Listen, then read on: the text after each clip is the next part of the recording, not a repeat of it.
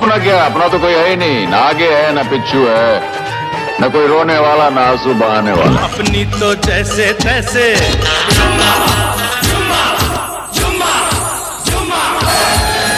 कर लो बात। अरे बाबूजी ऐसी इंग्लिश आवे दैट आई कैन लीव अंग्रेज बिहाइंड। स स स ग ग रे रे सा नि नि नि सा सा सा। भारतीय फिल्मों की एक काफी पुरानी परंपरा रही है जहां इनके किरदार फिल्म के शुरू में बिछड़ जाते हैं और अंत तक आते आते उनका मिलन समारोह शुरू हो जाता है। इस मिलने बिछड़ने के फॉर्मूले को समय दर समय कई फिल्मकारों ने उपयोग में लाया और एक से बढ़कर एक कई लोकप्रिय फिल्में दी। इनमें खास रहे फिल्मकार मनमोहन देसाई, जिन्होंने अपनी कई फिल्मों में इस फॉर्मूले को भुनाया। आज के इस अमिताभ बच्चन स्पेशल एपिसोड में हम उनकी एक ऐसी ही फिल्म अमर अकबर एंथनी पर चर्चा करेंगे और जानेंगे इससे जुड़ी 15 खास अनसुनी बातें। My name is Anthony Gonzalez.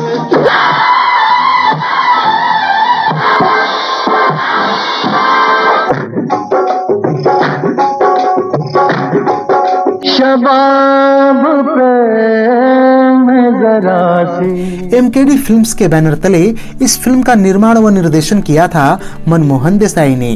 Film की कहानी का आइडिया था पुष्पा राज शर्मा का तथा इस कहानी को लिखा था जेएम देसाई ने।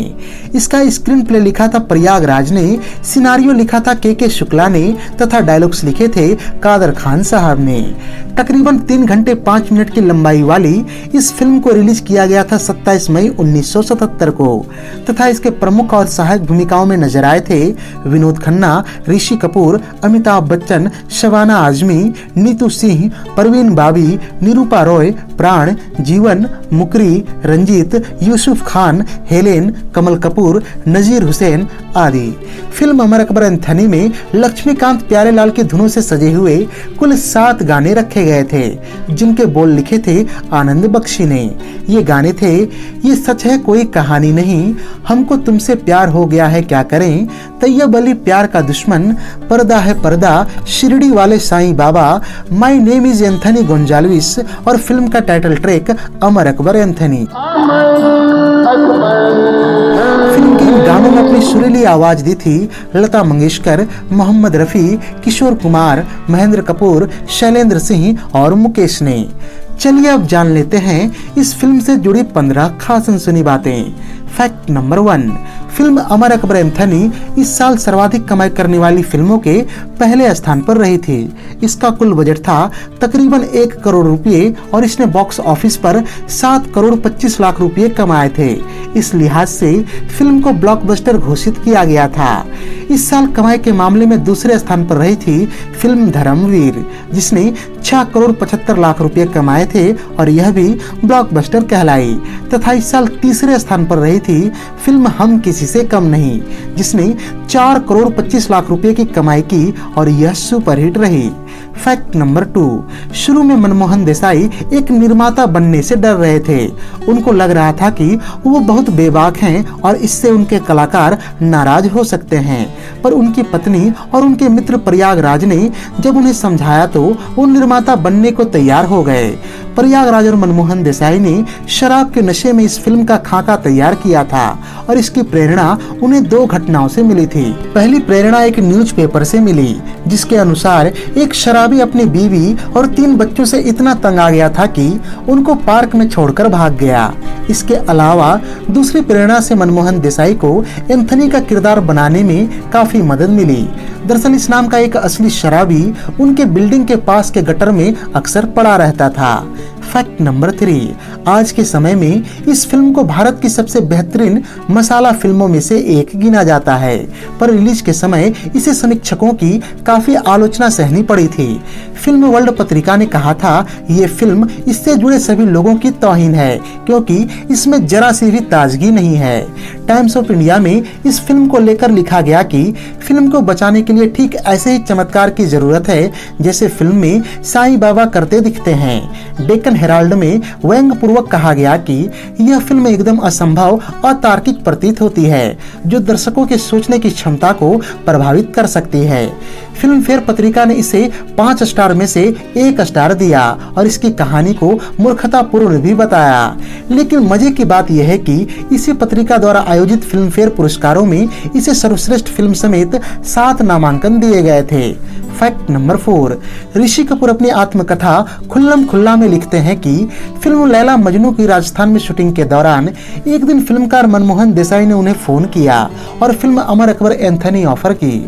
फोन लाइन में कुछ तकनीकी खराबी के चलते ऋषि कपूर को लगा कि उन्हें बादशाह अकबर की भूमिका दी जा रही है।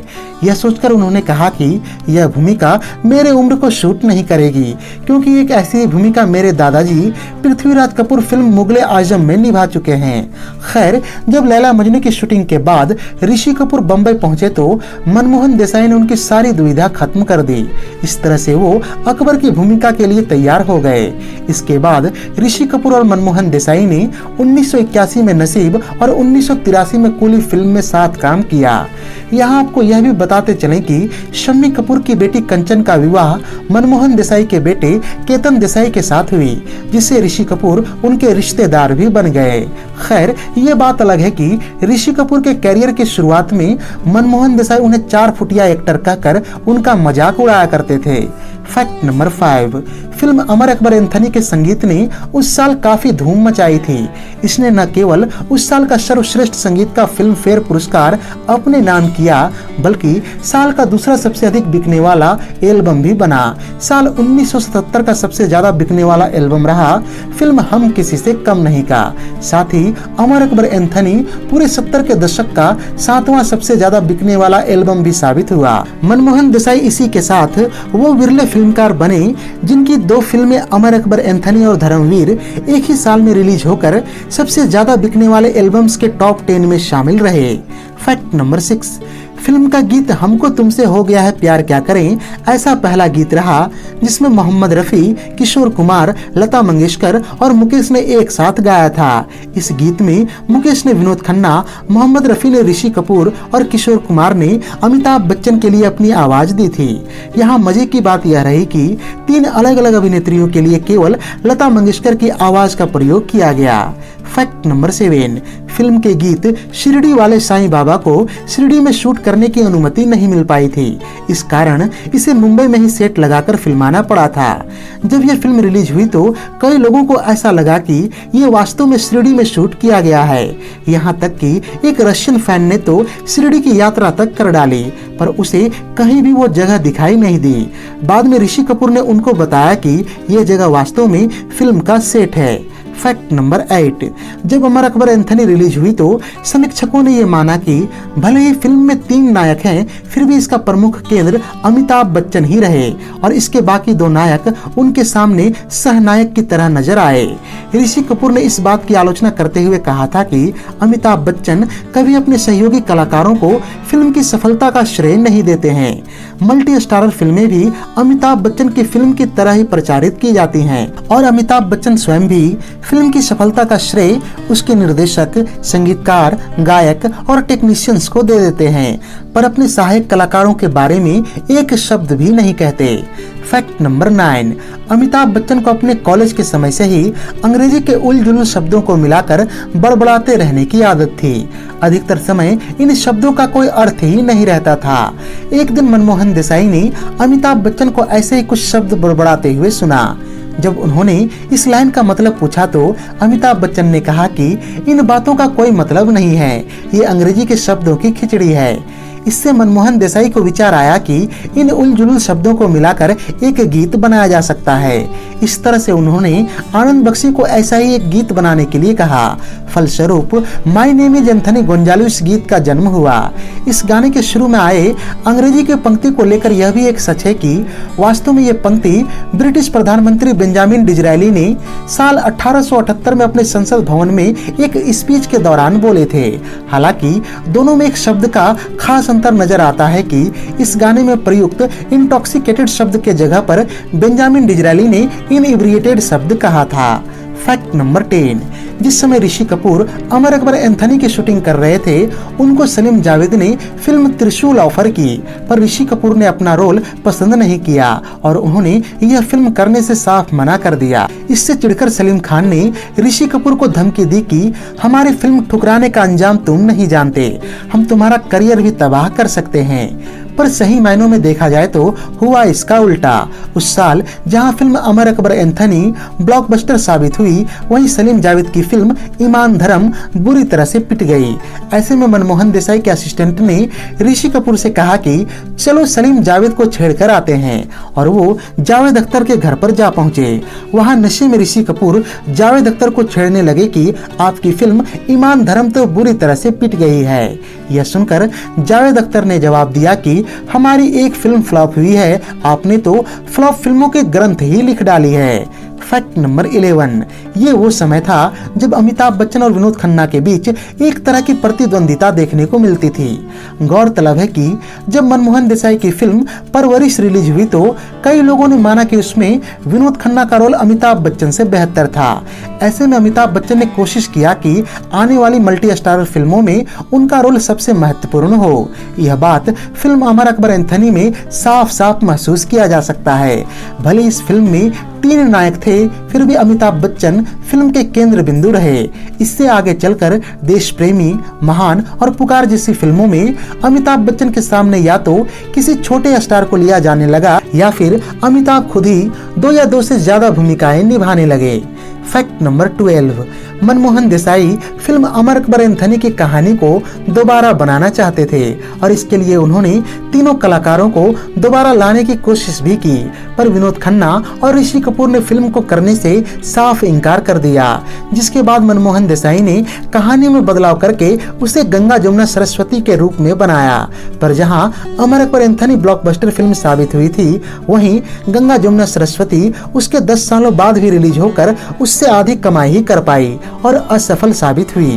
फैक्ट नंबर 13, इस फिल्म का संगीत दिया था लक्ष्मीकांत प्यारेलाल ने, जिनके बारे में मशहूर था कि वो फिल्म के एक एक सेकंड की रील को मापकर उसके लिए बैकग्राउंड म्यूजिक तैयार करते थे और इस कारण फिल्म का बजट काफी बढ़ जाता था। उनके एक दिन की म्यूजिक रिकॉर्डिंग का खर्च 20 से 25 हजार तक का आता था, जिसके चलते मनमोहन देसाई ने अपनी बाद की कई फिल्मों में अपनी ही पुरानी फिल्मों का बैकग्राउंड म्यूजिक प्रयोग किया। इसी तर्ज पर उन्होंने फिल्म अमर अकबर एंथनी के बैकग्राउंड म्यूजिक को फिल्म सुहाग और देश प्रेमी में प्रयोग किया था। Fact number 14, film Amar Akbar Anthony के कई गीत उस साल के बिना का गीत माला का हिस्सा रहे, जैसे कि पर्दा है पर्दा दूसरे स्थान पर, अनहोनी को होनी कर दे 11वें स्थान पर और तैयब अली प्यार का दुश्मन 41वें स्थान पर रहा था। इनके अलावा my name is Anthony Gonsalves को 1978 के छाया गीतों में शामिल किया गया था। Fact number 15, film Amar Akbar Anthony Manmohan Desai की वो आखिरी फिल्म रही जिसे सर्वश्रेष्ठ फिल्म का नामांकन मिला।